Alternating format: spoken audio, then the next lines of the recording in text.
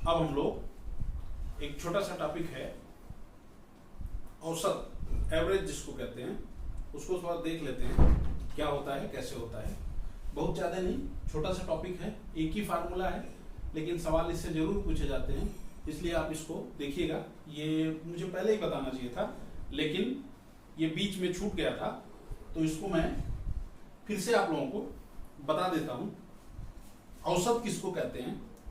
सजातीय राशियों के अंक गणितीय माध्य को औसत कहते हैं। सजातीय राशियों के अंक गणितीय माध्य को औसत कहते हैं। एक ही बस इसमें फार्मूला होता है, औसत बराबर सभी पदों का योग बटे सभी पदों की संख्या। इसको थोड़ा एक क्वेश्चन के माध्यम से समझते हैं। ये तो फार्मूला हो गया कि औसत सभी पदों का योग डिवाइडेड बाई सभी पदों की संख्या। अब इसको थोड़ा एक फार्मूला हो गया, एक क्वेश्चन के माध्यम से समझते हैं, एक सवाल के माध्यम से समझते हैं। तो एक सवाल करते हैं कि ऐसे ही एक बनावटी सवाल ले लेते हैं। बुक में कोई ऐसा सीधा सवाल नहीं मिल रहा है, थोड़े टेढ़े सवाल है, लेकिन एक सवाल करते हैं कि 3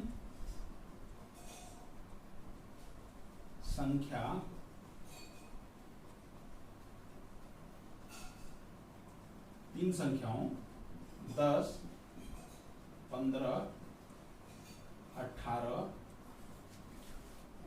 या 18 की जगह पे वो कर लेते हैं 16, 20 करते हैं। 20 का औसत ज्ञात करो। ऐसे ही बना करके एक सवाल लेते हैं, समझने के लिए थोड़ा सा ले लेते हैं, फिर उसके बाद, हालांकि ये आने वाला क्वेश्चन नहीं है, लेकिन समझने के लिए जरूरी है। 3 संख्याएं हैं, 10 है, 15 है और 20 है।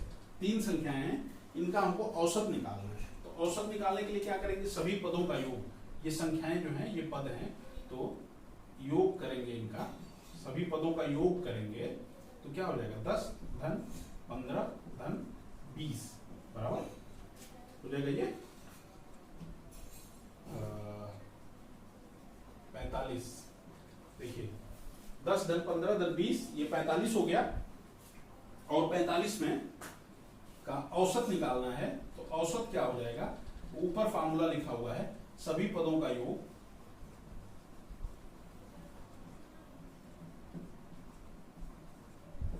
बटे सभी पदों की संख्या। सभी पदों की संख्या, संख्या कितनी है? यहाँ पे 3 है, योग कितना है? 45 है, तो ये 45 बटे 3 यानी कि 15, ये 15 हो जाएगा इन तीनों का औसत। इस तरह से औसत निकालते हैं। हालांकि ऐसा सीधा साधा सिंपल सा क्वेश्चन आपकी परीक्षा में नहीं पूछा जाता है, क्योंकि ये टॉपिक ही बहुत सिंपल है, तो घुमा फिरा के सवाल पूछे जाते हैं। तो कैसे सवाल पूछे जाते हैं उसको हम लोग लगाते हैं और उसको समझने की कोशिश करते हैं, ताकि एग्जाम में कोई ऐसा क्वेश्चन आए तो उसको हम लोग आसानी से कर सकें। तो चलिए शुरू करते हैं। इसको थोड़ा समझ लीजिए, देख लीजिए कैसे औसत निकाला और कैसे भाग किए, बस उसके बाद सवाल लगाना शुरू करते हैं। सबसे पहला क्वेश्चन लेते हैं।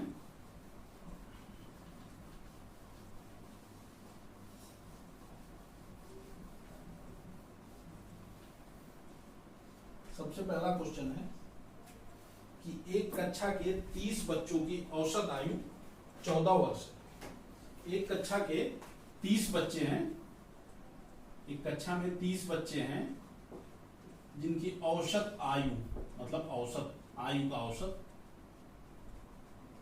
आयु 14 वर्ष है। एक कक्षा के 30 बच्चों का औसत आयु 14 वर्ष है। ध्यान दीजिएगा, इसमें अध्यापक की आयु शामिल कर ली जाती है, तो औसत आयु 15 वर्ष हो जाती है। मतलब 30 धन 1, एक अध्यापक को भी शामिल कर लिया गया। अब कितने हो गए कुल? 31। तो इस स्थिति में औसत आयु हो जाती है 15 वर्ष। ठीक है, तो यहां देखिए क्या करेंगे, ये पहले वाले से डाटा लेंगे। 30 बच्चों की आयु का योग बराबर औसत गुणे संख्या, पदों की संख्या। यही तो था हमारा फॉर्मूला। फॉर्मूला क्या था कि औसत, यहां लिख लेते हैं, फॉर्मूला था कि औसत बराबर योग बटे पदों का योग बटे पदों की संख्या। तो अगर हमको ये निकालना है कि 30 बच्चों की आयु का योग बराबर औसत गुणे संख्या, ये बात समझिएगा। तो 30 बच्चों की आयु का योग कितना हो जाएगा? औसत 14 है, संख्या 30 है, 14 गुणे 30, ये कितना होगा? 420। और जब 31 लोगों को कर लिया जाता है शामिल, तो औसत आयु, एक आदमी को और शामिल कर लिया जाता है, तो औसत आयु 15 वर्ष हो जाती है। तो यहां लिखेंगे 31, अब इसमें अध्यापक भी शामिल हैं, 31 लोगों की आयु का योग बराबर वही औसत, औसत कितना है? 15 गुणे 31, तो ये क्या हो जाएगा? 15 एकम 15 को 5, अब 15 तिया 45, एक 46, ये हुआ 465। तो ये अध्यापक की आयु का केवल अंतर हो रहा है इसमें, तो लिख देंगे अध्यापक की आयु बराबर 465, 420 बराबर 45 वर्ष। ध्यान दीजिए, ये क्वेश्चन है कि एक कक्षा में 30 बच्चों की औसत आयु 14 वर्ष है। एक कक्षा में 30 बच्चों की औसत आयु 14 वर्ष है। यदि उसमें अध्यापक की आयु भी शामिल कर ली जाती है तो औसत आयु 15 वर्ष हो जाती है। एक कक्षा में 30 बच्चों की औसत आयु 14 वर्ष है, यदि उसमें अध्यापक की आयु भी शामिल कर ली जाती है तो औसत आयु 15 वर्ष हो जाती है। तो हम लोग थोड़ा उस फार्मूले को, अपने पुराने वाले फार्मूले को याद करेंगे कि औसत इज इक्वल टू संख्याओं का योग बटे संख्याओं की संख्या, या पदों का योग बटे पदों की संख्या। तो पदों का योग कितना हो गया? हमको यहाँ पदों का योग निकालना है। 30 बच्चों की आयु का योग बराबर औसत गुणे संख्या 14 गुणे 30। 31 लोगों की आयु का योग 15 गुणे 31, क्योंकि 31 लोगों में 15 वर्ष हो जाती थी आयु। तो ये दोनों योग निकाल लिए। अब इसमें बच्चों की आयु है, इसमें बच्चों की आयु प्लस अध्यापक की आयु है, तो इन दोनों को घटा देंगे तो अध्यापक की आयु हमको मालूम चल जाएगी। इस तरह से ये क्वेश्चन हम लोग लगाएंगे। देख लीजिए एक बार, फिर आगे एक क्वेश्चन करते हैं। एक क्वेश्चन और है कि 4 संख्याओं में प्रथम 3 संख्याओं का औसत 15 है तथा अंतिम 3 संख्याओं का औसत 16 है। यदि अंतिम संख्या 19 हो तो प्रथम संख्या क्या है? क्वेश्चन ध्यान दीजिएगा। 4 संख्याओं में प्रथम 3 संख्याओं का औसत 15 है तथा अंतिम 3 संख्याओं का औसत 16 है। यदि अंतिम संख्या 19 हो तो प्रथम संख्या होगी। तो लगाते हैं इसको तो आप लोग देख ही चुके होंगे, मिटा देते हैं। दिया है कि प्रथम 3 संख्याओं का औसत 15 है। 4 संख्याएं हैं, उसमें से मान लीजिए प्रथम 3 संख्याओं का औसत 15 है और अंतिम 3 संख्याओं का औसत 16 है। तो लगाते हैं, मान लेते हैं कि संख्याएं जो है A, B, C और D, ये 4 संख्याएं हो गई। तो प्रथम 3 का औसत, क्वेश्चन बता रहा है कि A धन B धन C upon 3 is equal to 15। ये क्वेश्चन कह रहा है कि प्रथम 3 संख्याओं का औसत 15 है। ऐसे निकालते हैं, तीनों संख्याओं को जोड़ देते हैं, 3 से भाग कर देते हैं, और अंतिम 3 संख्याओं का औसत B धन C धन D इज इक्वल टू 16/3 है। सही, ये 16 के बराबर है। ध्यान दीजिए, प्रथम 3 संख्याओं का औसत 15 है और अंतिम 3 संख्याओं का औसत 16 है। ये पूरा यही क्वेश्चन बता रहा है। तो क्या करेंगे, यहां से इसको सॉल्व करते हैं। A धन B धन C इज इक्वल टू 15 गुणे 3 बराबर 45 लिख दिया। यहां क्या हो जाएगा, B धन C धन D इज इक्वल टू 16 गुणे 3 बराबर 48 लिख दिया। अब इसमें से इसको घटा देते हैं, A धन B धन C ऋण B धन C धन D इज इक्वल टू 45 ऋण 48। ठीक है, तो देखिए B और C कट जाएगा, तो ये हो गया A minus D is equal to -3, ये आ गया। और उसके बाद लास्ट में ये कह रहे हैं कि यदि अंतिम संख्या 19 हो, यानी कि D बराबर 19 दिया हुआ है, गिवन है, D बराबर 19 दिया है, अंतिम संख्या 19 हो तो पहली संख्या बताओ। तो A बराबर क्या हो जाएगा, D माइनस 3 यानी कि 19 ऋण 3 बराबर 16। A बराबर क्या हो गया, 16 हो गया। फिर से एक बार ध्यान दीजिएगा क्वेश्चन को। क्वेश्चन ये कह रहा है कि कोई 4 संख्याएं ली हुई हैं, जिसमें से पहली 3 संख्याओं का औसत 15 है और अंतिम 3 संख्याओं का औसत 16 है। यदि अंतिम संख्या 19 हो तो पहली संख्या क्या होगी।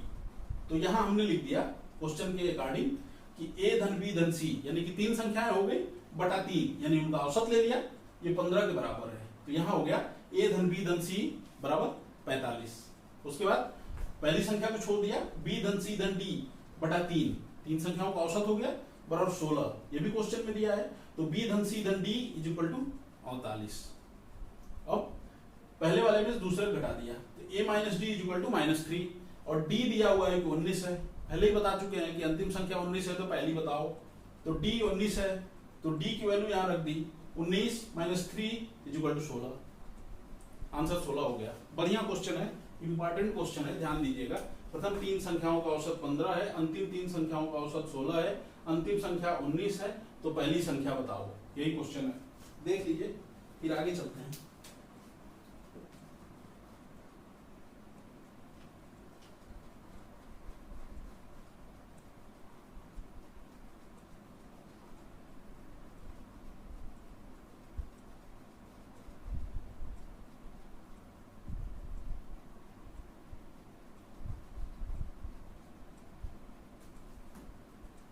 एक क्वेश्चन है, थोड़ा सा अलग टाइप का है कि 36 लोगों का एक समूह है जिसकी औसत आयु, औसत भार जो है 80 किलोग्राम है। 36 लोगों का एक समूह है, 36 लोगों का एक ग्रुप है जिसका औसत भार जो है वो 80 किलोग्राम है। एक आदमी को, नए आदमी को और शामिल कर लिया जाता है, मान लीजिए X कोई आदमी है, उसको शामिल कर लिया जाता है, तो औसत भार में 1 किलोग्राम की कमी हो जाती है। क्वेश्चन को लेते हैं। 36 लोगों का एक ग्रुप है जिसका औसत जो है, एवरेज वेट जो है वो 36 लोगों का ग्रुप है जिसका औसत भार 80 किलोग्राम है। एक आदमी को और शामिल कर लेते हैं, तो अब कितने का हो गया, 37 लोगों का। तो इसका औसत भार जो है हो जाता है,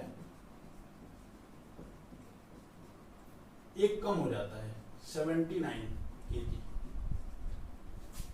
36 लोगों का 80 किलोग्राम है और 37 लोगों का 79 किलोग्राम है। तो बता रहे हैं कि जो नया आदमी शामिल किया गया है, 36 से 37 जब हुआ है, तो जो नया वाला आदमी इसमें इंटर हुआ है, नया वाला जो शामिल किया गया है, उसका वेट कितना होगा, ये हमको फाइंड आउट करना है, ये हमको पता लगाना है। ठीक है, तो ये देखिए संख्या क्या है, यहाँ पे 36 है और औसत क्या है, 80 किलोग्राम है। तो यहीं से हम निकाल सकते हैं कि 36 लोगों के भार का योग बराबर 80 गुणे 36, और इससे निकाल सकते हैं कि 37 लोगों के भार का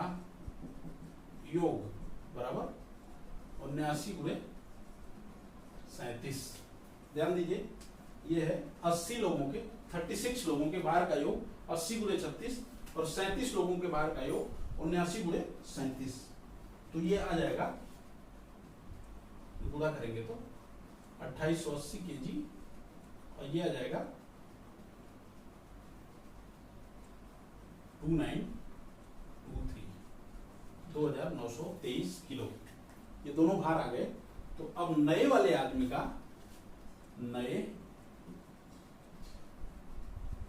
आदमी जो 36 से 37 हो रहा है का भार बराबर, इसमें से इसको माइनस कर लेंगे, 2923 माइनस 2880, ये हो जाएगा 3 और ये हो गया 12, 12 में से 8 गया 4, बस 43 केजी। नए वाले आदमी का भार है 43 केजी। ध्यान दीजिए, फिर से एक बार क्वेश्चन को देख लेते हैं, समझ लेते हैं एक बार कि 36 लोगों का एक ग्रुप है, 36 लोगों का एक ग्रुप है जिसकी औसत भार जो है 80 किलोग्राम है। एक आदमी और इसमें नया शामिल हो जाता है, तो अब आदमी कितने हो गए? 36 की जगह पे 37 हो गए, और लेकिन औसत भार 1 किलोग्राम कम हो गया। आदमी एक बढ़ गया और औसत 1 किलोग्राम कम हो गया। तो हम लोग औसत का फार्मूला पहले जानते हैं कि औसत बराबर क्या होता है? भार का योग बटे लोगों की संख्या। तो इसीलिए हमने औसत 36 लोगों के भार का योग निकाला। तो क्या किया? औसत गुणे लोगों की संख्या, और यहां भी 37 लोगों का योग निकाला। तो औसत गुणे लोगों की संख्या, और नए वाले आदमी का भार निकालने के लिए ये बाद वाली संख्या में से पहली वाली संख्या घटा दी, तो 43 किलोग्राम आ गया। देख लीजिए इसको, फिर आगे चलते हैं।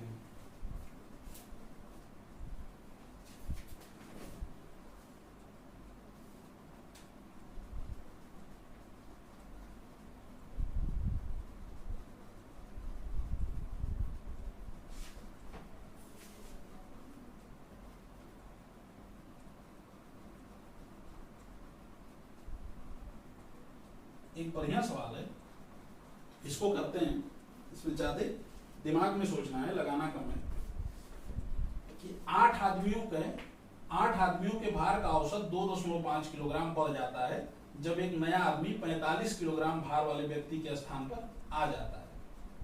8 आदमियों के भार का औसत कुछ होगा, वो उसकी बात नहीं कर रहे हैं, कितना है उसकी बात नहीं कर रहे हैं। जब एक 45 किलोग्राम वाले भार वाले आदमी की जगह पे दूसरा एक आदमी आ जाता है, तो औसत जो है वो 2.5 किलोग्राम बढ़ जाता है। ये बात ये कह रहे हैं। कितना है औसत उससे मतलब नहीं रख रहे हैं, बस इतनी बात बता रहे हैं कि वृद्धि हो जाती है औसत में 2.5 किलोग्राम की। कब होती है वृद्धि? कितनी होती है? 2.5 किलोग्राम की, जब 45 केजी की जगह पे कोई और आदमी आ जाता है।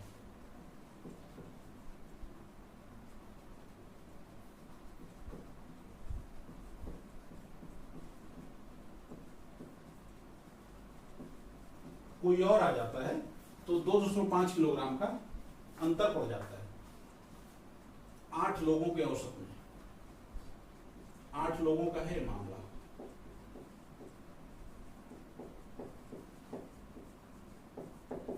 आठ लोगों के औसत में 2.5 किलोग्राम की वृद्धि हो जाती है जब 45 किलोग्राम वाले आदमी की जगह पे कोई और आदमी आ जाता है। तो भार में वृद्धि हम निकालेंगे। भार में कितनी? औसत में तो 2.5 की वृद्धि हो रही है, भार में कितने की वृद्धि हुई वो निकालेंगे।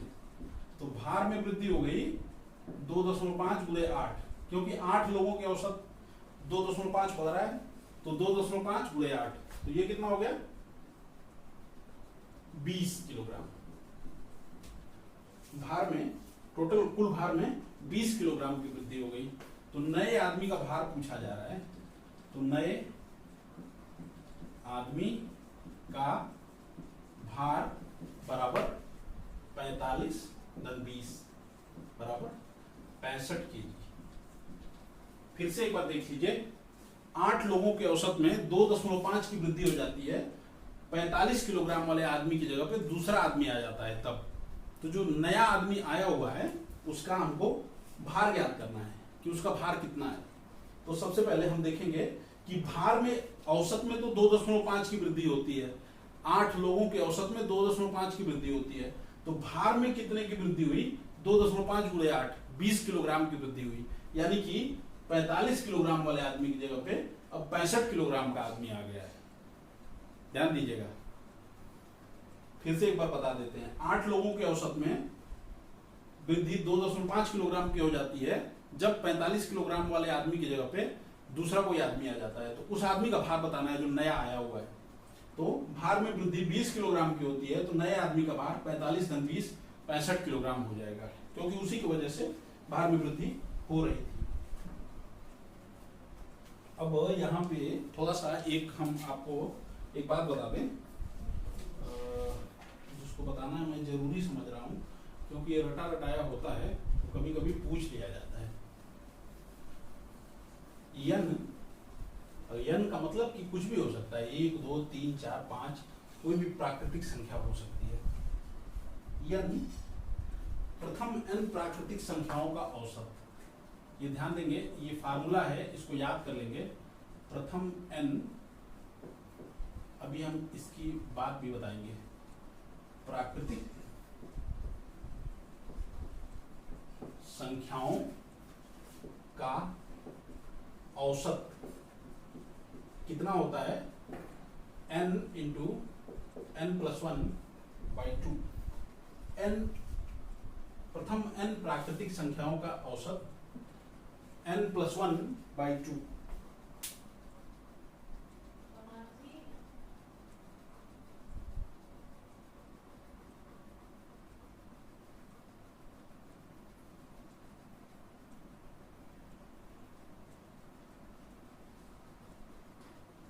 ठीक है,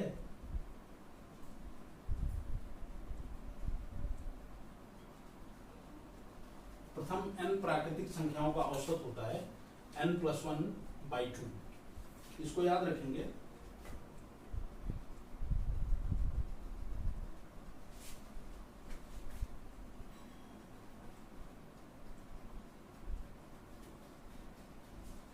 n × n+1/2 होता है प्रथम n प्राकृतिक। अभी निकाल लेते हैं प्रथम n प्राकृतिक संख्याओं का औसत। तो मान लीजिए 5 है संख्याएं, 5 का औसत हमको निकालना है।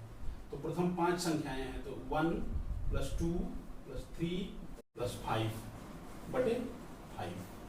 तो जोड़ लेंगे इसको, 9 10 11 12 13 14 15, 15/5 = 3। और यहाँ पे दिया हुआ है, फार्मूले में रख लेते हैं। ये तो हमने मैनुअल तरीके से निकाला। तो n मतलब 5 × 5 + 1 6/2, यानी कि 5 × 3 = 15।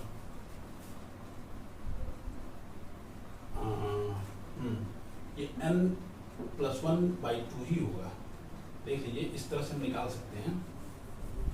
फार्मूला अगर भूल रहा है बीच में तो ऐसे निकाला जा सकता है। तो n+1/2 मतलब 5 + 1, n की जगह 5 रख दिया, अब /2 यानी कि 6/2 = 3। ऐसे प्रथम n प्राकृतिक संख्या, 5 संख्याओं का, 6 संख्याओं का, 8 संख्याओं का, 10 संख्याओं का, किसी का भी औसत निकाला जा सकता है। देख लीजिए ध्यान से, प्रथम n प्राकृतिक संख्याओं का औसत n+1/2। इसको याद रखेंगे। ये एक फार्मूला है जो कई बार सीधे सीधे परीक्षाओं में पूछ लिया जाता है, या इससे संबंधित सवाल। एक और है कि यदि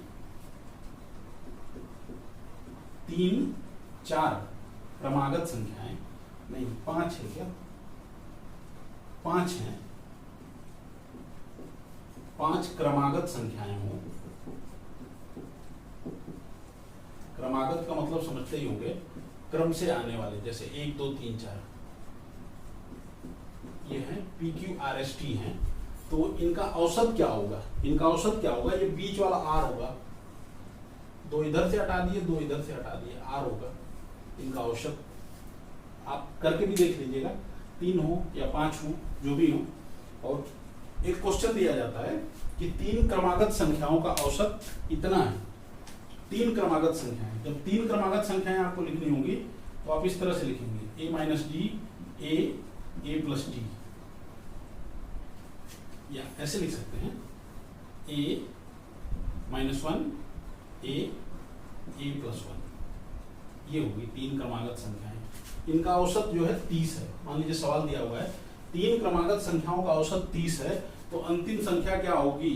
तो 3 क्रमागत संख्याएं हो गई, इनका औसत 30 है, तो तीनों क्रमागत संख्याओं को जोड़ देंगे, a minus one plus A plus one upon 3 is equal to 30। तो ये हो गया 3a upon 3 is equal to 30। तो a बराबर 30, बीच वाली संख्या आ गई, तो अंतिम संख्या क्या हो जाएगी? 31, उसके पहले वाली 30 और उसके पहले वाली 29। ये तीनों क्रमागत संख्याएं हो गई। इस तरह से इसके सवालों को, छोटे छोटे सवाल आते हैं जिनको इस तरह से लगाया जा सकता है।